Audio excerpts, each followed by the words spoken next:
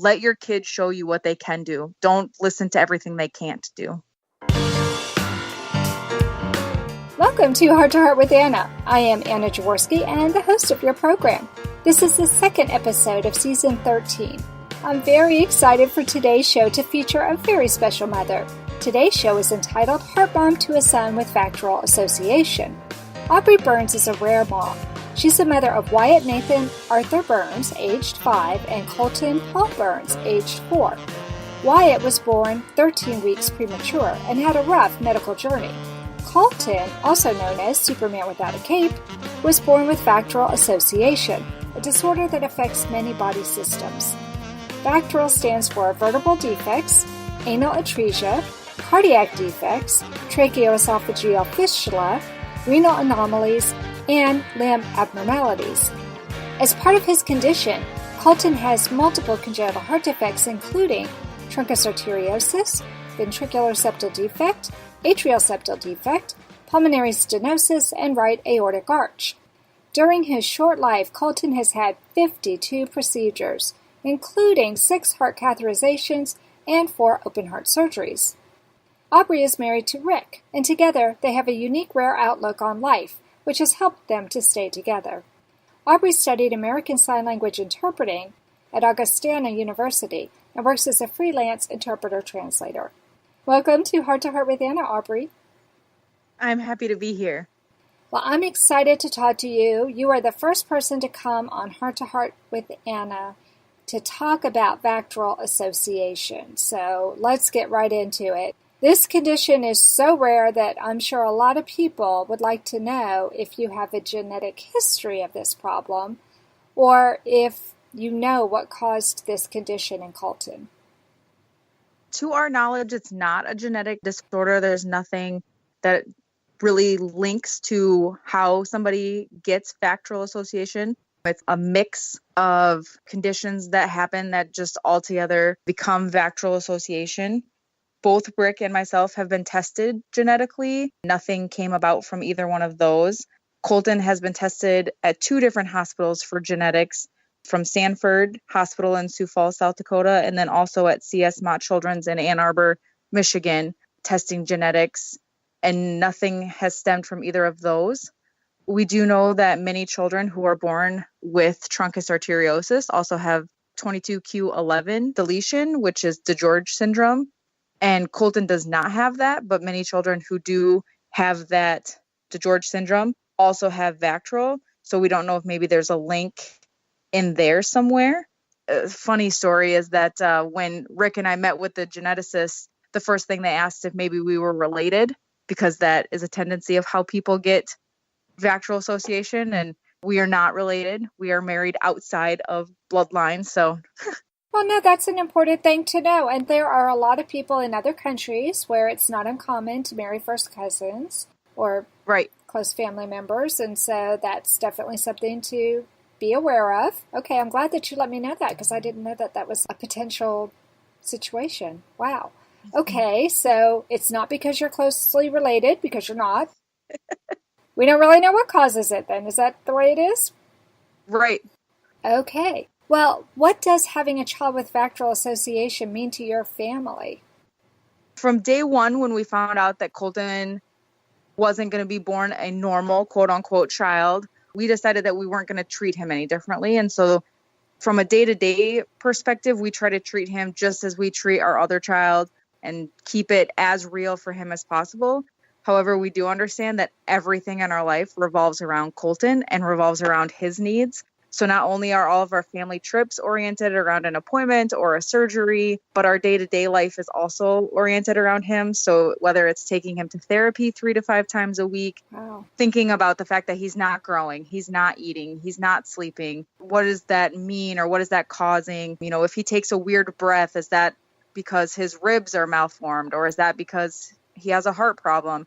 Every time he does something that maybe a normal child would also do, it's taking that extra thought of what is that? Why is he doing that? What is that from? But it's also a lot of analysis.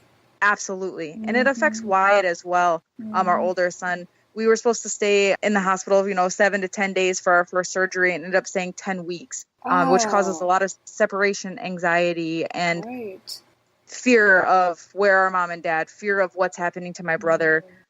And knowing that every time we're going to do something, whether or not it's go to school for the first day, whether it's playing baseball, it has to make sure that Colton can attend that same function that we're going to go to. And so everything in our lives revolves around Colton and his needs. And yet you said that Wyatt was born prematurely and that he's had a rough medical history too. Are you having to deal with multiple problems with him as well? The long-lasting effects of Wyatt's conditions are more asthma-related, breathing-related, allergies, those type of things. So he can do the more day-to-day fun things that maybe Colton wouldn't be able to, but we do still have eye issues and breathing issues that we deal with Wyatt being born so early. Wow. So you really have a full plate, don't you? Yes, every single day. Oh my goodness. Well, on your Facebook page, you refer to Colton as Superman without a cape, which I don't know if you guys have seen The Incredibles, but Edna would say no capes. So that's good that he's Superman without a cape. Tell me what you meant by that title for him. When we found out about Colton, it started from the beginning of where he was going to be born at 20 weeks and be stillborn, and he would have to be a fighter from that day to finding out his heart defect, to finding out his genetic disorders. He's been a superhero in training from day one, and he's had to fight every single day of his life. But without truly knowing him, you may not actually see that he's a superhero. He doesn't have external features that would make you think he's a superhero. There's something wrong with him. And so that's really where the title came from. I love it. Well, tell me a little bit about Colton's personality. He is the most stubborn and fearless little boy you would ever meet in your life.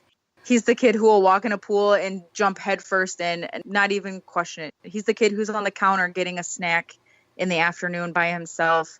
He does everything in his own time, in his own way, and he has been like that since day one. Wow. How is he as far as being a little brother to Wyatt? Does he copy everything his brother does? He absolutely idolizes his brother. If Wyatt's playing with cars, he has to have cars. If he's playing with Spider-Man, he has to play with Spider-Man. Everything that Wyatt does, likes, lives for, Colton has to be right there. And whenever Colton's going in for a surgery or a poke or a prod or anything like that, the first person he asks for is his brother to be there, holding his hand, telling him it's going to be okay. So they have a bond that is like no other. I think that is so special. I have 2 sons as well, and it was exactly the same way with my 2 boys. And for a little while, Alex was really afraid of needles. Our kids get poked a lot more than the average child, and it's no fun. And a lot of us don't like needles anyway, but Joey came to the rescue because for a little while we were afraid maybe Alex had some kind of blood disorder, and so we were having to go in every single week to get pokes. And so we went in for the 3rd week in a row, and Alex really did not want to get poked again. And so Joey went over and took his brother's hand and said, "It's going to be okay." He said, "If you don't like it when they poke you," he said, "just look at me and say your dog's name," which was Domino. Well, by the time we left that hospital, everybody in the whole hospital knew the word Domino because it was shouted at the top of his lungs. But I thought, how smart is that? And Joe was about, I'm going to say Joe was 6 or 7 years old when he said that. He just took control of the situation and was there. And it was brother to brother. It was like the rest of us didn't even exist. Yep, absolutely. That's exactly how it is with Wyatt and Colton. I just love that. That's an awesome story. Texas Heart Institute were offering us a mechanical heart, and he said, "No, Dad, I've had enough. Give it to someone who's worthy." My father promised me a golden dress to twirl in. He held my hand and asked me where I wanted to go. Whatever strife or conflict that we experienced in our long career together was always healed by humor. Heart to Heart with Michael. Please join us every Thursday at noon Eastern as we talk with people from around the world who have experienced those most difficult moments. You are listening to Heart with Anna. If you have a question or comment that you would like addressed on our show, please send an email to Anna Jaworski at anna@hearttoheartwithanna.com. That's anna@hearttoheartwithanna.com. Now, back to Heart with Anna. Aubrey, before the break, you were telling us about this rare disease called VACTERL Association. How common is it? We were told that VACTERL occurs in about 40,000 newborns. So for us, it isn't common at all. We have never met a family in person. We've never met a family locally who also has VACTERL. Some of Colton's conditions that place him in that VACTERL Association family, such as camptodactyl, which is where his middle finger doesn't straighten, is so rare that our local medical team has never seen it. They have to call outside hospitals to figure out the care that he needs, what kind of surgeries we can do. He's had 3 surgeries on it, thinking it was trigger finger. Finally, figuring out that's not fixing it. Let's look at what's going on with it. And then camptodactyl also typically appears in the 5th digit, which would be your pinky finger, and Colton's is in his middle finger. So to add to the rarity of that, just explains even more about how rare Colton's conditions are. Well, what is the prognosis? There are so many different conditions. When I was looking up VACTERL Association, they said that even though it stood for all those different items that I listed earlier at the beginning of the show, that you had to have a certain combination, a certain number of them. So not everybody has all of those different conditions.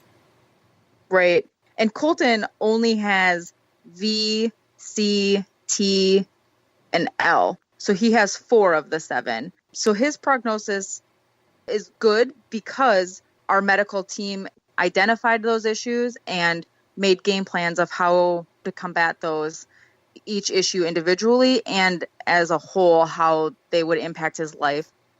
From a VACTERL Association standpoint, his prognosis is good.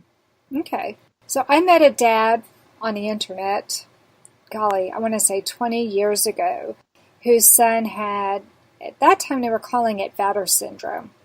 And I think this VACTERL Association has kind of been a progression from that original VATERS. Mm-hmm. And his son had the anal problem at the beginning, anal atresia. So his very first surgery had to be for that. Even though he had a heart condition too, that's not what they were most concerned about. What was Colton's first surgery? Colton's first surgery was to repair the truncus arteriosus because he only had one artery coming from his heart. He didn't have blood flow going through and being reoxygenated.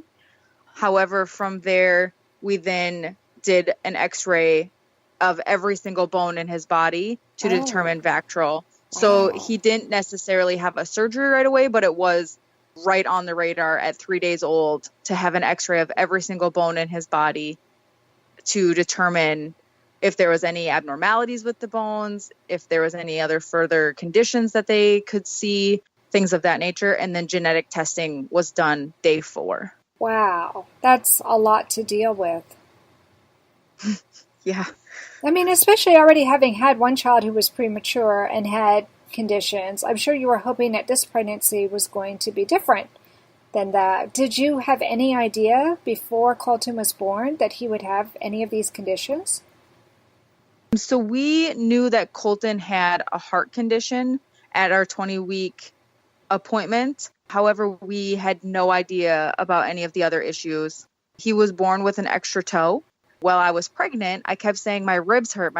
And they were like, oh, it's pregnancy. That's pregnancy. Your ribs are supposed to hurt. That's how it's supposed to be. And we later found out that his extra toe was actually sticking into my rib. Wow.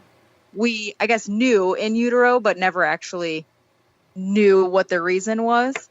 But we didn't get an actual diagnosis of VACTERL until Colton was about 6 weeks old. Oh, wow. So even though they did all the x-rays at 3 days of age, and then they did the genetic testing at 4 days of age, they weren't able to come back and give you all of that information for weeks? Right. The reason that we did the bone x-rays and the genetic testing is because so many babies who are born with truncus tend to have DeGeorge syndrome. And so they were trying to figure out if we had DeGeorge syndrome or if Colton had DeGeorge syndrome. That was the initial reason for all of the testing. Then they started putting together that he had an extra toe. He had this middle finger that didn't straighten out. He had heart issues. He has a horrible scoliosis, and he has butterfly vertebrae and vertebrae that are missing, and he has malformed ribs. And so all of those things started adding up, and that's kind of what led them to think maybe it's more VACTERL and not a DeGeorge syndrome. Right. Okay, what's butterfly vertebrae? I've never heard of that before. Typically, your vertebrae are like a square or more like a rectangle, and then they have a padding between each one of those rectangles. And Colton, however, has two squares that don't meet in the middle. So it looks like butterfly wings. Wow. Okay, that sounds dangerous. Yes. Like if you looked at an x-ray of his back, it looks like big rock chunks is really what it looks like, when it should look like this nice rounded out square pad is what a normal back would look like. His kind of looked like somebody took some rocks from the lake and then just put them in his back. And there's all these different formations of where his vertebrae sit or where they turn or curve because of his scoliosis. And he also had a tethered spinal cord. Because of all those things, now it's just something we watch until he gets older and we can see how they're going to align themselves out. That was part of the reasoning of why we did the bone x-ray, to see what that looks like. Wow. When Alex was having his third open heart surgery, he was in a children's hospital, and there was a young man, I want to say he was in high school, so I think he was 14 or 15, who was born without all his ribs. And he was having titanium ribs put in. But this was not something that was quick or easy to do. I can't even remember how many surgeries he said he had had up until that point, because he had some other issues as well. Is this something where Colton is going to require additional surgeries to put ribs in place? At this point, we're hoping no. He does have a missing rib, and he has two ribs that look like Y shapes on the end. So instead of wrapping around your body, his kind of make a Y and then stop. Until we can see how he grows and how the scoliosis is going to play out, and whether or not they would want to do a rod or a brace of some kind to fix or stop the scoliosis, they're not really focused on the ribs, but it is something that has been discussed, that maybe we need to look at a way to embrace those ribs so that they hold him in and hold all the parts in the right spot like they're supposed to. Right. I mean, your rib cage protects your internal organs, so it's really kind of an important feature in your skeletal makeup. Absolutely. And we have an amazing medical team who works with us. I think we see them every 3 to 6 months, depending who it is, that takes x-rays, does MRIs, looks to see how things are changing, how things are growing. And they're also very involved on the research side of what is the next technological advancement that could benefit Colton and where are we at in the process. But they also don't want to start at the age of 4 when he hasn't really begun to start growing yet, and start making changes or alterations when maybe his body would do it on his own in the next 8 to 10 years. Wow, that's amazing.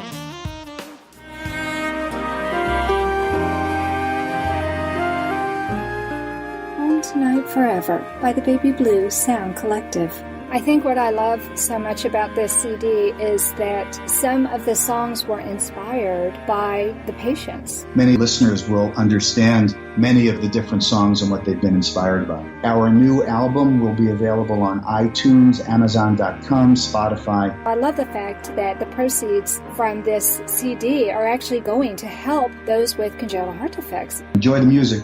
Home Tonight Forever. Anna Jaworski has written several books to empower the congenital heart defect, or CHD, community. These books can be found at Amazon.com or at her website, www.babyheartspress.com. Her bestseller is The Heart of a Mother, an anthology of stories written by women for women in the CHD community. Anna's other books, My Brother Needs an Operation, The Heart of a Father, and Hypoplastic Left Heart Syndrome, a handbook for parents, will help you understand that you are not alone. Visit babyheartspress.com to find out more. Aubrey, before the break, you were telling us about some of the conditions associated with VACTERL Association and some of the treatments that would come into play for the conditions that were with the VACTERL Association. What advice do you have for a couple who's just now discovering their baby will be born with a series of defects? The first thing I would say is be open-minded. Do your research. Take what the doctors say with a grain of salt, because we were told that Colton would never walk, he'll never talk, he'll never eat, he'll never function outside of a rehab facility. And Colton is now home. He's 4 years old. He goes to preschool. Wow. He eats every single meal. He's no longer on a G-tube. Wow. He plays baseball. He goes to swimming lessons. I mean, he has defeated every odd that they gave us. Wow. So be open-minded, ask questions, research, and use websites that are familiar. So use the Mayo, the NIH, use some of those websites that are bound for this type of condition. And the last piece of advice would be use Facebook. I know that it sounds cliche, but I found so many amazing groups who have a rapport with some doctors who can tell you this is the question to ask, or this is what you should be looking for, or this is what to do. Some of my best friends are people I've never met, but they know exactly what I'm going through, right, which is something my friends that are local here with me could never offer me. Right. My friends are here and they support me. My family is here, but they don't have a VACTERL kid. They don't have a kid with a heart condition. Use the resources that you have and just be open-minded. Let your kids show you what they can do. Don't listen to everything they can't do. Oh, I love that. Focusing on what they can do. And they will surprise you. And see, you and I are both so lucky because we had Wyatt and Joey, who are probably the best therapists that Colton and Alex could ever have, right? Absolutely. The minute that Wyatt was out walking on the curb, then Colton's walking on the curb. And that's physical therapy right there at its best. And I didn't have to tell him what to do or anything. My husband always tells me, push him. You'd push Wyatt, push Colton. Give him a challenge. Make him show you that he can't do it. Don't think that he can't do it. Very good advice. Rick is a wise man. I agree. What I loved was just what you were saying earlier. I think in the first segment you were saying that if Wyatt's playing on the floor, pushing the cars, that Colton wanted to do that. It was the same way with Joey and Alex. And so there were a lot of times I didn't even have to worry about physical therapy because I knew that Alex would be copying every single thing Joey was doing. And Joe was a really physical kid. So that ended up working out really well. And Joey was so good.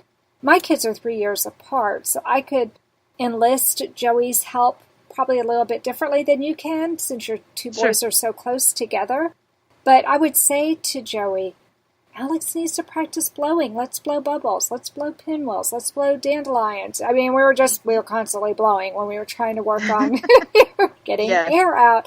And it was so wonderful how Joey was right there with Alex the whole way. He was very sweet and encouraging and challenging. He would definitely challenge him, and then he would pin him to the floor. And I tried not to have a heart attack when they would wrestle on the floor because Joey was so much bigger than Alex was. Yes. But you know what? That's part of it. And I wanted them to have a normal sibling relationship. And it sounds like your two boys have a very normal sibling relationship as well. Oh, very much so. And Wyatt is Colton's biggest cheerleader.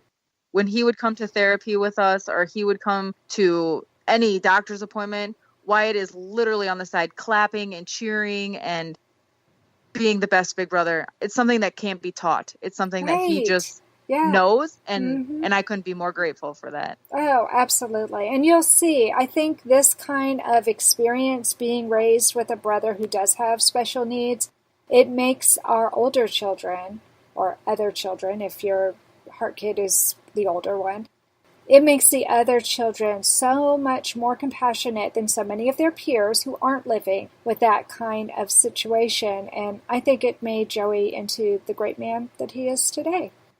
Yes. Well, when I was reading about VACTERL Association, because honestly, I didn't know a whole lot about it, I read, how, of course, every child is different. We all know that. But that a child only needs to have 3 of the types of problems listed to be labeled with VACTERL Association? How helpful is it to be in a support group when you know that parents there are going to have children with all different kinds of problems? I think that even though you only have to have 3 of the conditions, you're still going through a similar situation.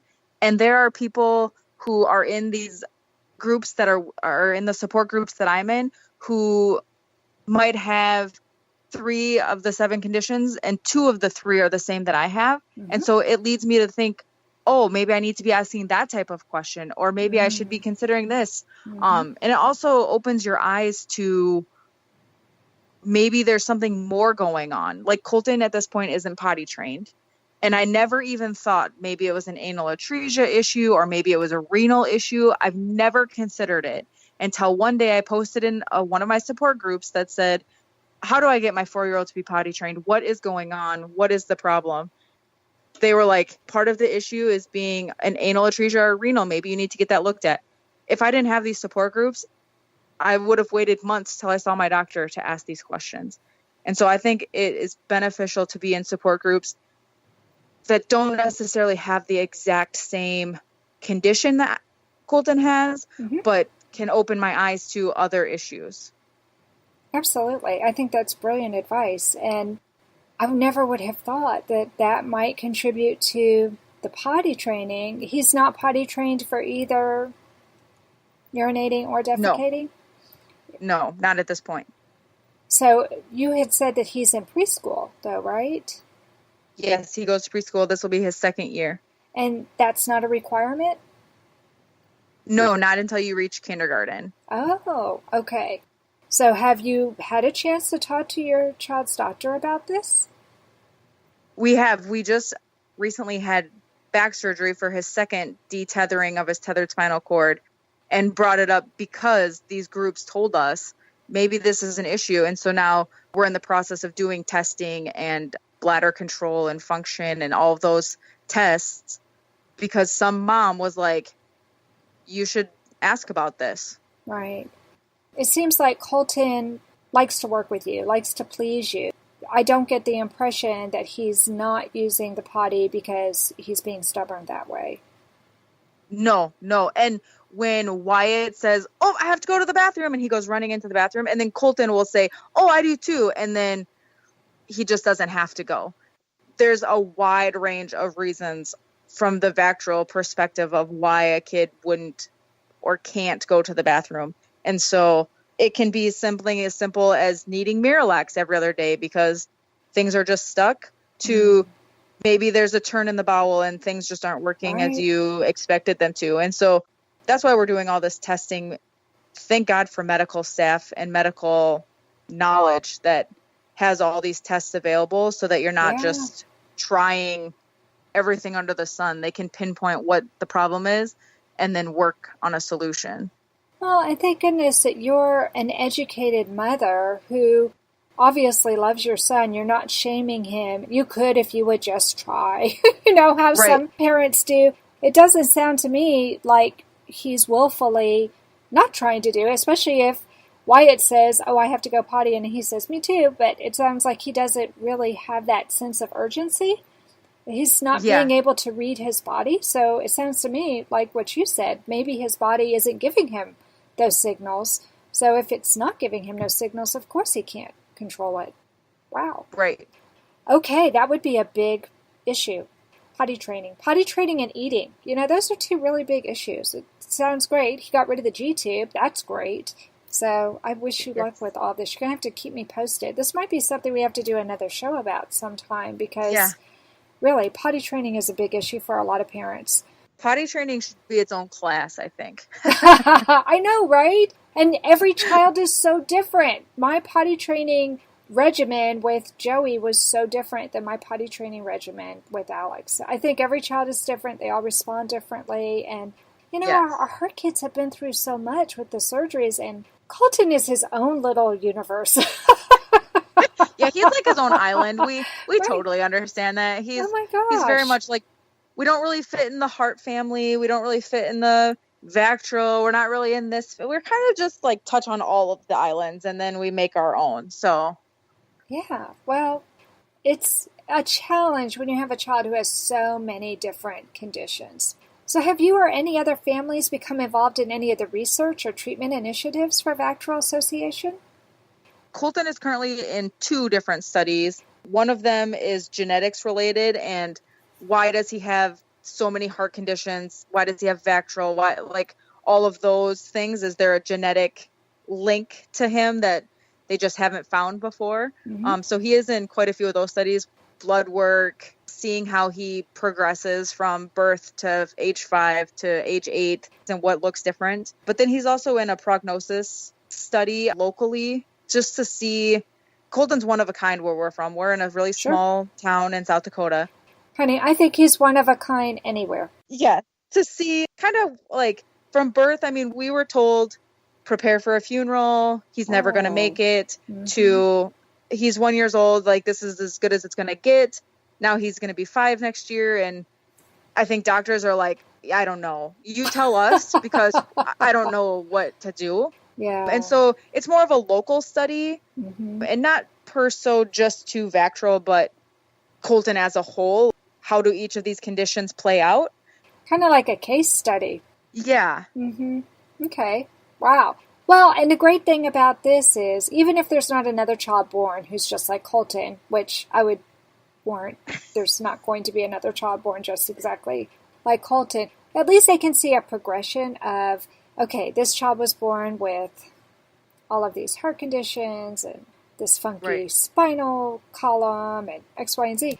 But he was still able to walk, so that if there's another family who has a child who has some semblance of those conditions, instead of giving them the dismal, horrible prognosis you were given, they can say, normally you would think this is really awful, but we know this one little boy, and he's able to do X, Y, and Z. So it will give a family some hope. And I think that is where you, being such a strong advocate, coming on a program like this, reaching out to people in the Facebook groups, that's what makes you so special, is that you're willing to provide this information to give other families hope. Yes, and that's what we try, because we were told so many times that Colton would never do anything. If you saw him on the street, you would have no idea. You can't see the scars that make him who he is. He would be just like every other 4-year-old on the street. That's what I want other families to know, that yes, we've endured and we have been on the journey of a lifetime, but I wouldn't trade Colton for a healthy day in my life, because he has opened my eyes to so much and brought me to so many great people. So, oh, I love that. Well, thank you so much for coming on this show today, Aubrey, and helping us to understand a little bit more about this very rare disease, VACTERL Association. Thank you so much for having me. It's been a pleasure. That concludes this episode of Heart to Heart with Anna. Thanks for listening today, my friends. Find us on YouTube, Anna Jaworski, Jaworski, and subscribe. And remember, my friends, you are not alone. If you've enjoyed listening to this program, please visit our website, heartsunitetheglobe.org, and make a contribution. This program is a presentation of Hearts Unite the Globe and is part of the Hug Podcast Network. Hearts Unite the Globe is a non-profit organization devoted to providing resources to the congenital heart defect community to educate, empower, and enrich the lives of our community members. If you would like access to free resources pertaining to the CHD community, please visit our website at congenitalheartdefects.com for information about CHD, hospitals that treat CHD survivors, summer camps for CHD families, and much, much more. Thank you again for joining us this week. We hope you have been inspired and empowered to become an advocate for the congenital heart defect community. Heart to Heart with Anna, with your host Anna Jaworski, can be heard every Tuesday at 12 noon Eastern Time.